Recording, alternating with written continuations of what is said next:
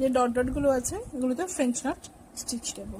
ঠিক আছে, French not দিতে গেলে কী হবে, প্রথমে তুললাম সুতো, এখানে সুতো আমি উঠালাম, উঠিয়ে বাঁ হাত দিয়ে এইভাবে জাস্ট ঘোরাবো একবার। ঠিক আছে, একবার হোক দুবার হোক, তুমি তিনবারও ঘোরাতে পারো সুতোটা। যতটা ঘোরাবে ততটা থিকনেসটা একটু বেশি হবে, একটু মোটা হয়ে যাবে। আমি এখানে দুবার ঘোরালাম, যেহেতু আমার সুতোটা একটু সরু আছে। সুতোর উপরে তুমি যদি মোটা করে সুতো নাও তাহলে তুমি একবারও ঘোরাতে পারো, আবার যদি পাতলা করে সুতো নাও তাহলে তুমি দুবার বা তিনবার ঘোরাতে পারো। ঠিক আছে, ঘুরিয়ে দিয়ে যেখান থেকে আমি সুচটা তুলেছিলাম সেখানেই আবার ভিতরে দিয়ে দেবো, দিয়ে এবার সুতোটাকে টেনে নেবো। একটা জিনিস খেয়াল রাখবে, যখন তুমি টানবে সুতোটা তখন বাঁ হাত দিয়ে সুতোটাকে ধরে থাকবে, না হলে কিন্তু এখানে লকটা হয়ে যাবে অথচ এটা বাইরে রয়ে যাবে, দেখতে একদম বাজে আসবে।